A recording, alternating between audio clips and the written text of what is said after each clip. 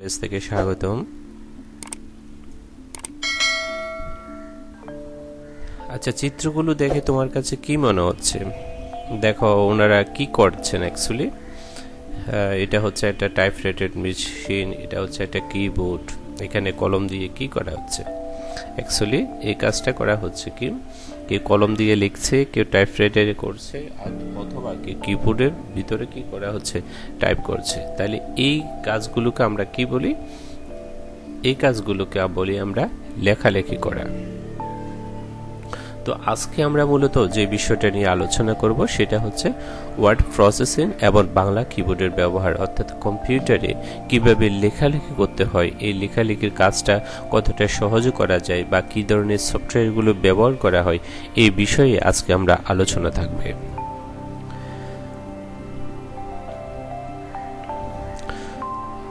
তো প্রথমে আমরা যে একটা বিষয়টা জানি যে ওয়ার্ড প্রসেসর, আমরা অনেক সময় নাম শুনেছি।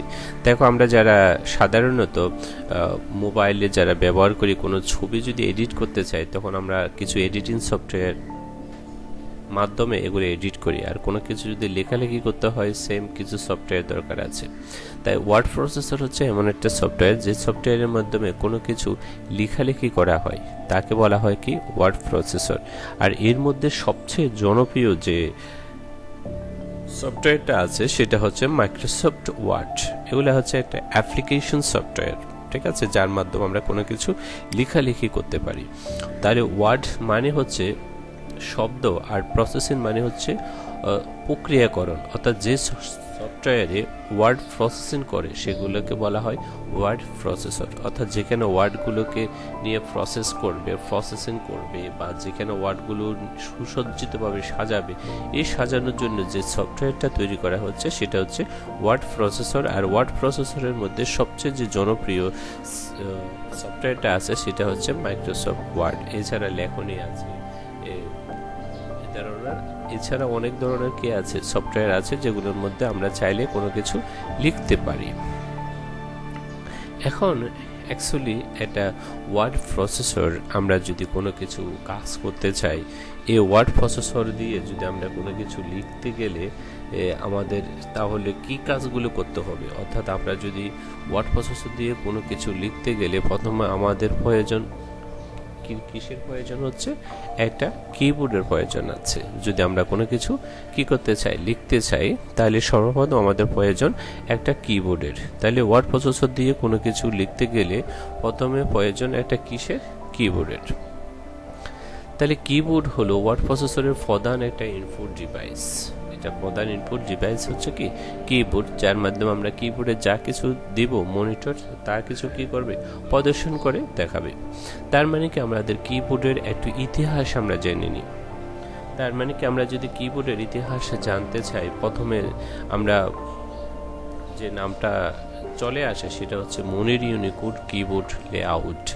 অর্থাৎ তিনি কি করেছিলেন, এই ব্যক্তিটাকে, তিনি ঢাকা বিশ্ববিদ্যালয় বাংলা বিভাগের অধ্যাপক শহীদ বুদ্ধিজীবী মনির চৌধুরী 1965 সালে সর্বপ্রথম বাংলা টাইপরাইটারের জন্য একটি বিজ্ঞানসম্মত কিবোর্ড লেআউট তৈরি করেন।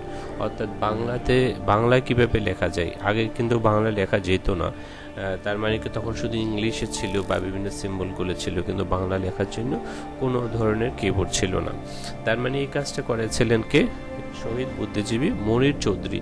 তিনি এই কাজটা করেছেন, এজন্য মনির ইউনিকোড কিবোর্ড লেআউট নামে এটা পরিচিত হয়। তারপর এই কাজটাকে তাকে হত্যা করা হয় 1971 সালে। স্বাধীনতা বিরোধী আল বদর বাহিনী মনির চৌধুরীকে কি করা হয়েছিল? হত্যা করা হয়েছিল। এখন দেখো পরবর্তী সময়ে এই কিবোর্ড লেআউট কম্পিউটারের জন্য ব্যবহার করা হয়। অর্থাৎ মনির চৌধুরী যে কিবোর্ডের লেআউটটা তৈরি করেছিলেন, অর্থাৎ একটা লেআউট তৈরি করার জন্য, একটা কিবোর্ড তৈরি করার জন্য যে খসড়া তৈরি করেছিলেন, এটা পরবর্তীতে কম্পিউটারের জন্য ব্যবহার করা হয়। আর এর ধারাবাহিকতায় তৈরি হয় বিজয়, অশিক্ষা শব্দ, প্রদর্শনী, লেখনী প্রভৃতি প্রথম সারিতে ছিল, কিন্তু তার মধ্যে জনপ্রিয়তা লাভ করে বিজয় সফটওয়্যারটা। ঠিক আছে, বিজয় সফটওয়্যারটা কিন্তু এখনও অনেক অফিসে ব্যবহার করা হয়। তাহলে বিভিন্ন সফটওয়্যারের সাথে সঙ্গতি হওয়ায় বিজয় সফটওয়্যারটি ব্যাপক জনপ্রিয়তা লাভ করে। এখনও কিন্তু বিজয় সফটওয়্যারটা বিভিন্ন অফিসে ব্যবহার করা হয়। তো অ্যাকচুয়ালি বিজয় সফটওয়্যারে কীভাবে সচল করতে হবে, বিজয় সফটওয়্যার দিয়ে কীভাবে লিখতে হবে, মূলত আজকে আমাদের বিষয়গুলো আলোচনা করা হবে।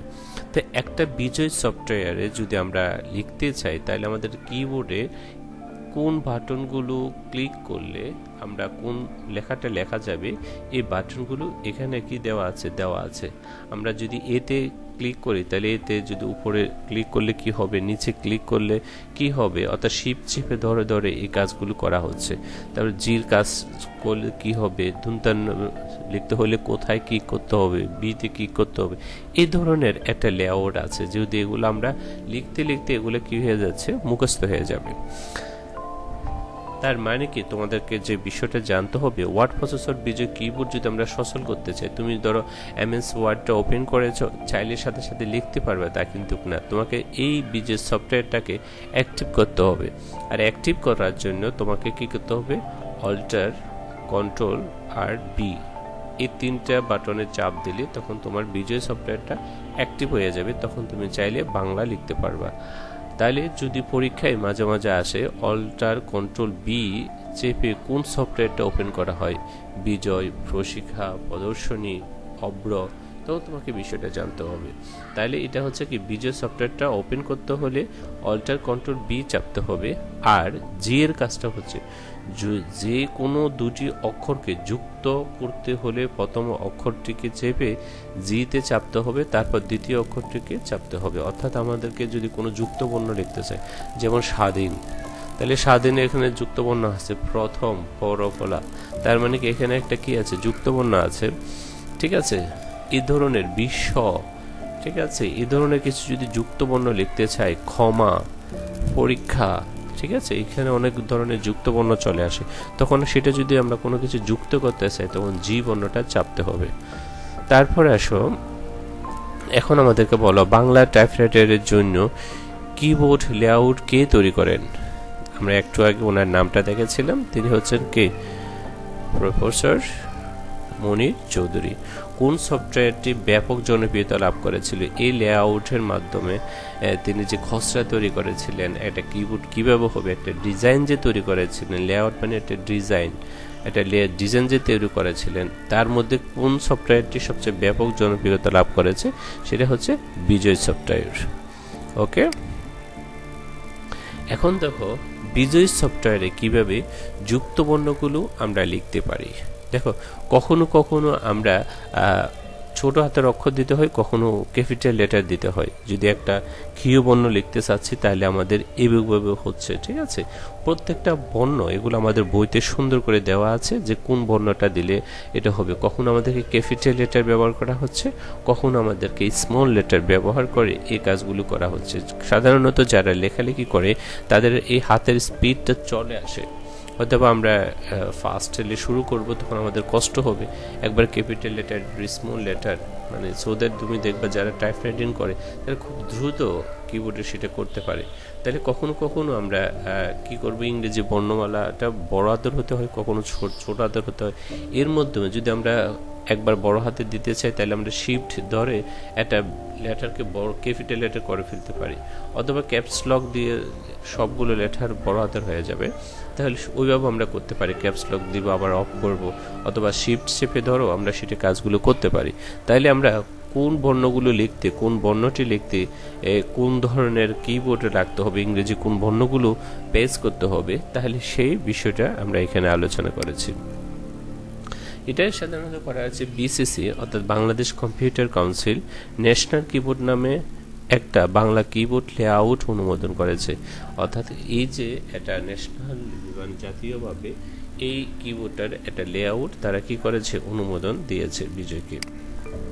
তারপর দেখো, তোমাদের যে কাজ করতে হবে, এই অক্ষরগুলো লিখতে হলে যুক্ত বর্ণগুলো বিজয় ফন্টে লিখতে কোন কোন কি চাপতে হবে, যেহেতু অনেকগুলো কি আছে শুধু ইংলিশ দেওয়া, বাংলা কিন্তু দেওয়া থাকে না, তাহলে আমরা কোন কোন বর্ণগুলো থাকতে হবে কিও যদি লিখতে চাই, এই ধরনের বর্ণগুলো যদি লিখতে চাই, তাহলে এই কাজটা তোমরা অবশ্যই করে ফেলবা।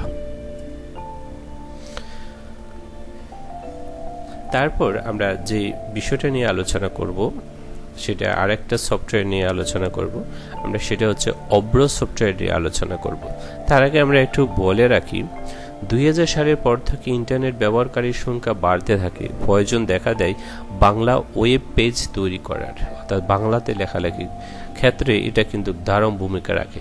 তোমাদেরকে আগে বলে রাখি, আমরা যদি যে বিজয় সফটওয়্যার নিয়ে যে কথা বলেছিলাম, এর আগে যে বিজয় সফটওয়্যারটা নিয়ে যে আমরা কথা বলেছিলাম যে বিজয়তে লেখা যায় বাংলাগুলো, এগুলো চাইলে আমরা ইন্টারনেট দুনিয়ায় সেটা কিন্তু দিতে পারি না, তখন আমাদের ফন্টগুলো বুঝে যাবে না, হজবল হয়ে যাবে। এই জন্য আরেকটা সফটওয়্যার তৈরি হয়েছে, যে সফটওয়্যারের মাধ্যমে আমরা চাইলে আমাদের ইন্টারনেটে, আমাদের ওয়েবসাইটে, আমাদের যদি আমরা যারা ফেসবুক ব্যবহার করি ওখানেও সেম লেখাটা লেখা যায়, সেটা অব্র সফটওয়্যারের মাধ্যমে। তাহলে অব্রটা কী ধরনের সফটওয়্যার বা অব্রটা কি, বা কিভাবে আমরা অব্রটা ব্যবহার করব, বা অব্রটা কিভাবে লেখা যায়, এই বিষয়ে এখন আমরা আলোচনা করব।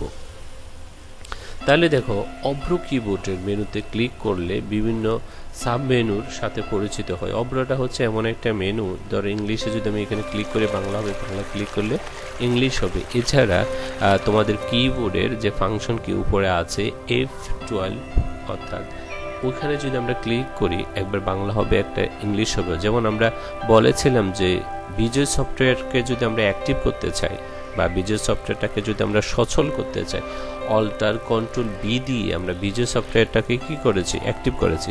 সেম অব্রটাকে যদি আমরা অ্যাক্টিভ করতে চাই, তাহলে সেক্ষেত্রে আমাদেরকে কি করতে হবে, অথবা আমরা এখানে ক্লিক করে দিতে পারবো, আর অথবা আমরা কিবোর্ডের F12 দিলে তাহলে আমাদের বিজয় সফটওয়্যারটা কি হবে, সচল হবে। দেখো এখানে ইংলিশের উপরে ক্লিক করলে বাংলা হয়ে যাচ্ছে, ঠিক আছে। এইভাবে আমরা সাধারণত করতে পারি। এখন একটা অব্র কিবোর্ডের যদি আমরা লিখতে চাই, সেজন্য অব্রটার একটা বিশেষ সুবিধা হচ্ছে কি, কিবোর্ডে তুমি দেখে দেখো লিখতে পারো। এখানে পেজ করে করে করে করে একটা কিবোর্ড এনে একটা পেজ করে করে এখান থেকে দেখে দেখো তুমি কি করতে পারবে, লিখতে পারবে। প্রথম এটা হচ্ছে একটা উচ্চারণ ভিত্তিক সফটওয়্যার। যখন আমি যদি লিখি আমি, তখন আমরা কি লিখবো, AMI, আমি, ঠিক আছে। বই পড়ি, তাহলে BOI। তাহলে এই ধরনের আমরা বিষয়গুলো লিখতে, এটা উচ্চারণটা আমাদেরকে মনে রাখতে হবে। তাহলে BOI কেন লিখেছিলাম, BI দিলে তো হয়ে যেত, তাহলে সেটা হয় না কেন, বি লগো অ, ঠিক আছে। এই উচ্চারণটা তোমাকে একটু খেয়াল রাখতে হবে, তাহলে তোমার অব্রটা লিখতে সুবিধা হবে। তাহলে প্রথম তোমার উচ্চারণটা বুঝতে হবে, একটু সমস্যা হবে, পরবর্তীতে এটা কোনো সমস্যা হবে না। তার মানে কোন অক্ষরটা কিভাবে লিখবো, কে লিখতে হলে আমরা ক লিখতে হলে কে দিব, খ লিখতে হলে কেচ ব্যবহার করব, জি লিখতে হলে জি, আবার গ লিখতে হলে GH ব্যবহার করব, ঠিক আছে। মু লিখতে হলে, ইও লিখতে হলে তখন আমরা কি করবো, এন ক্যাপিটাল লেটার, আবার জি।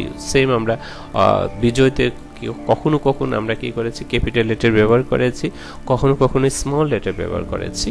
তো সেম এখানেও একই বিষয়টি, কোথায় স্মল লেটার হবে, কোথাও ক্যাপিটাল লেটার হবে, এই বিষয়গুলো আমাদেরকে জানতে হবে।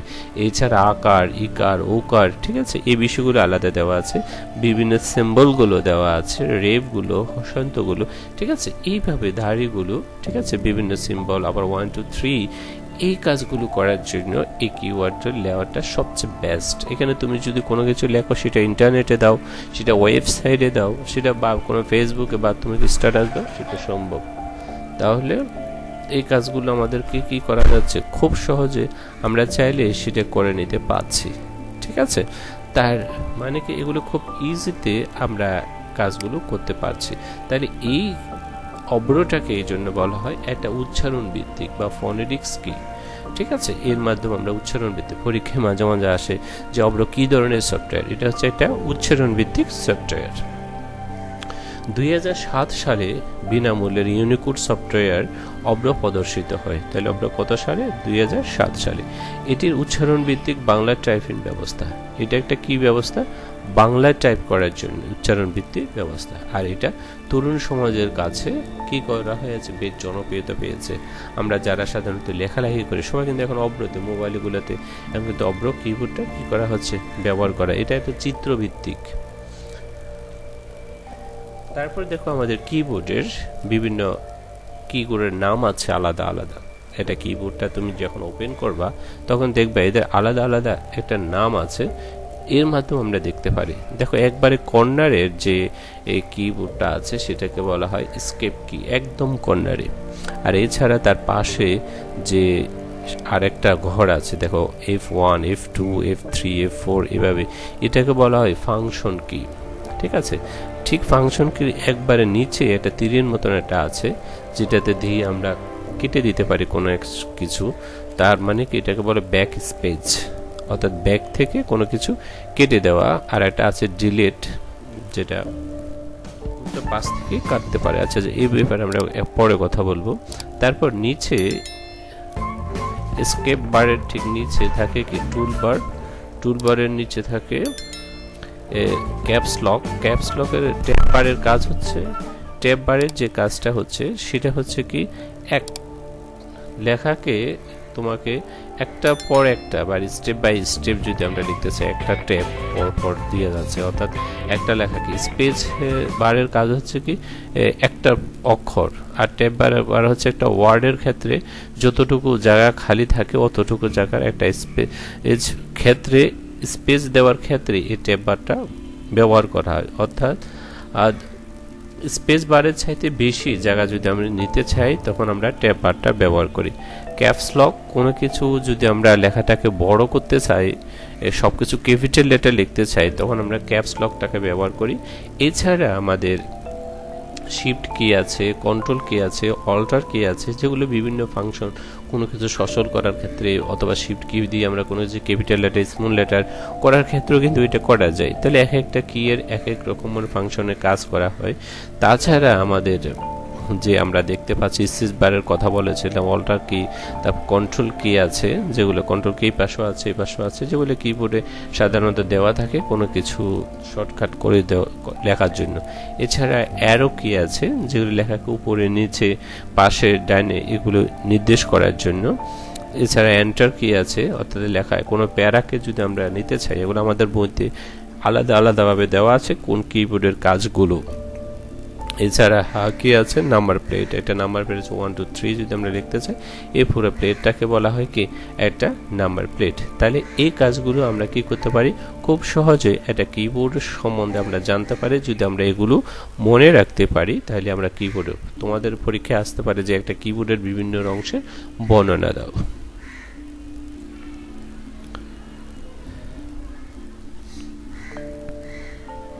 যেহেতু আমরা উচ্চারণ ভিত্তিক সফটওয়্যার নিয়ে কথা বলেছিলাম, এই জন্য আমাদের কিবোর্ডের সম্বন্ধে যা ধারণাটা রাখাটা অবশ্যই জরুরি। তাই পৃথিবীর অন্য সকল ভাষার মতন বাংলা ইউনিকোড ব্যবহার করে লেখা যায়। কাজেই একজন যে কিবোর্ড ব্যবহার করে বাংলায় লেখুক না কেন সেটি সংরক্ষণ করতে হবে। অর্থাৎ আমরা যাই কিছু লিখে বাংলা ইংরেজি সব কিছু করার পর আমরা সেগুলো কি করতে হচ্ছে, সংরক্ষণ করে রাখতে হচ্ছে, যেটাকে আমরা সেভ হিসাবে জানি। তারা উচ্চারণ ভিত্তিক বা ফনেটিক্স বাংলা টাইপিং এর ব্যবস্থা যদি এখানে দেখো লেখা আছে কি আমি বাংলায় গান গাই, এই লেখাটা আমি কিন্তু এইভাবে লিখলাম যে আমি বাংলায় গান গাই। ঠিক আছে, এখানে লিখলাম AMI, তার মানে কি হচ্ছে আমি BANGLAY, তাহলে কি হচ্ছে বাংলায়, তারপর GAN গান, GAI গায়। তখন আমাকে লেখাটা এভাবে দিয়ে দিচ্ছে হচ্ছে, তাহলে টাইপ করা হয় তখন আমাদের লেখাটা হবে কি আমি বাংলায় গান গাই।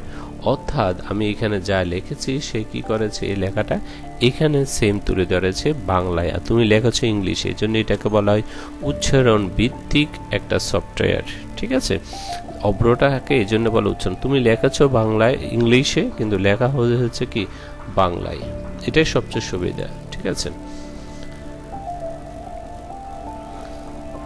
এছাড়া এতে যুক্ত বর্ণ করা হয় মাউস দিয়ে। বাংলা লেখার সুবিধা আছে, যেটা আমি বলেছিলাম। ওখানে একটা কিবোর্ডের এর অপশন আছে, যেখানে তুমি দেখে দেখো কি করতে পারবে, বাংলা লেখার একটা ব্যবস্থা আছে। তাহলে ওয়ার্ড প্রসেসর প্রস্তুত বা ওয়ার্ড প্রসেসিং প্রোগ্রাম কিভাবে আমরা চালু করতে পারি। তাহলে দেখো, এই ওয়ার্ড প্রসেসিংয়ের মধ্যে আমরা বাংলা লেখার জন্য যদি বিজয়টাকে চালু করতে হয়, যেটা আমরা একটু আগে বলেছিলাম তোমাদেরকে, বিজয় সফটওয়্যার চালু করতে হলে Ctrl+Alt+B চাপতে হবে। আর এখানে যে ফন্টটা নির্ণয় করতে হবে, সবচেয়ে ভালো ফন্ট হচ্ছে সুতুনি এমজি। সুতুনি এমজি দিয়ে আমরা বিজয়টাকে লিখলে লেখাগুলো সুন্দর হয়, মানে সবাই সাধারণত সুতুনি এমজি দিয়ে লেখাটাই সবচেয়ে ভালো এবং সবাই এটাই ব্যবহার করে। তাহলে বিজয় কিবোর্ডের মধ্যে Ctrl+Alt দিয়ে চাপবো, তখন আমরা সুতুনি ফন্টটা নির্বাচন করে আমরা লেখা স্টার্ট করব। আর অব্রতে যেটা করা হয়েছে, অব্র সফটওয়্যারে F12 দিয়ে আমরা যেটা বলেছিলাম, F12 দিয়ে কিবোর্ডের ফাংশন যে কি আছে, লাস্টে যে কিটা F12, সেটাতে আমরা কি করব, ক্লিক করলে তখন আমাদের বিজয় অব্র সফটওয়্যারটা কি হবে, সচল হবে। আর এটার জন্য আমরা যেই ফন্টটা নির্বাচন করব সেটা হচ্ছে নিকুশ ব্যান্ড। নিকুশ ব্যান্ডের সবচেয়ে লেখাগুলো সুন্দর এবং আকর্ষণীয় হয়। তাহলে সোজা কথা হচ্ছে, বিজয় দিয়েও আমরা কি করতে পারি, বাংলা লিখতে পারি, অব্র দিয়েও লিখতে পারি। তাহলে বিজয়কে যদি আমরা অ্যাক্টিভ করতে চাই, Ctrl+Alt+B চেপে অ্যাক্টিভ করতে হবে। আর এটার জন্য যে ফন্টটা নির্বাচন করতে হবে, সুতুনি এমজি। আর যদি আমরা অব্রটাকে অ্যাক্টিভ করতে চাই, তাহলে সেক্ষেত্রে কিবোর্ডের F12 দিয়ে আমরা অ্যাক্টিভ করব। আর এটার যে ফন্টটা নির্বাচন করব সেটা হচ্ছে নিকুশ ব্যান্ড। এভাবে কম্পিউটারে ওয়ার্ড প্রসেসরে বাংলা লেখালেখি করার জন্য আমরা কি করতে পারি, প্রস্তুত করতে পারি। ডকুমেন্টে যেন হারিয়ে না যায় সেজন্য একটি নাম দিয়ে সংরক্ষণ বা সেভ করতে হয়, অর্থাৎ একটা নাম দিয়ে সেটাকে আমরা যে সংরক্ষণ করি, এই সংরক্ষণ কাজটাই হচ্ছে কি এটা সেভ করে রাখার মতন, অর্থাৎ এই বিষয়টা আমাদেরকে জানতে হবে। এখন তোমাদেরকে কি করতে হবে, অব্র সফটওয়্যার নিকুশ ব্যান্ডের ফন্ট নির্বাচন করে আমাদের সবার জনপ্রিয় জাতীয় সঙ্গীতের প্রথম দুইটা লাইন আমরা টাইপ করব, আমার সোনার বাংলা আমি তোমায় ভালোবাসি। এটা আমরা কি করব, অব্র সফটওয়্যার দিয়ে লিখব। কোনো প্রশ্ন থাকলে করতে পারো। এখন আমরা দেখো উচ্চারণ ভিত্তিক বাংলা। বাংলা সফটওয়্যার কোনটা, উচ্চারণ লেখনী, অব্র, বিজয়, প্রদর্শনী। আমরা দেখি তো, না এটা হয় নাই, বিজয়। বিজয় কিন্তু উচ্চারণ ভিত্তিক না, অব্র। তাহলে উত্তরটা সঠিক হয়েছে। অব্র হচ্ছে কি একটা উচ্চারণ ভিত্তিক সফটওয়্যার। বিজয় কিবোর্ডের যদি আমরা কোনো কিছু কমান্ড দিতে চাই, সচল করতে চাই, তাহলে কি করতে হবে, Ctrl+Alt+B, Shift+Alt+B, Ctrl+B নাকি Alt+B। তার মানে হচ্ছে কি Ctrl+Alt+B। এটা নিয়ে আমরা অনেকবার কথা বলেছিলাম। তারপর আমরা যে বিষয়টা দেখব, যদি আমরা এই বর্ণটা লিখতে চাই, তাহলে আমরা কোন তিনটা কি পরপর ছাপতে হবে, capital letter I, J, U, না capital letter N, J, V, J, B, না নাকি I, J, M। উত্তরটি সঠিক হয়েছে। তখন আমাদের এই বর্ণটা, তাহলে অব্র সফটওয়্যার কি উচ্চারণ ভিত্তিক, বিনামূল্যে কি এটা পাওয়া যায়, তরুণ সমাজের কাছে এটা জনপ্রিয়তা। দেখি কোনটা সঠিক হয় নাই, আবার চেষ্টা করুন। তার মানে এটা সঠিক হয়েছে তিনটা। এটা হচ্ছে একটা উচ্চারণ ভিত্তিক, বিনামূল্যে এটা পাওয়া যাচ্ছে, তরুণ সমাজের কাছে এটা জনপ্রিয়তা আছে। তোমাদের সবার জন্য বাড়ির কাজ হচ্ছে ওয়ার্ড প্রসেসর প্রোগ্রাম চালু করে কিভাবে বিজয়ে লেখা যায় সেই সম্বন্ধে তোমরা একটা SW করে জমা দেবে। Thank you very much. সবাই ভালো থাকবা, সুস্থ থাকবা। ওকে, আল্লাহ হাফেজ।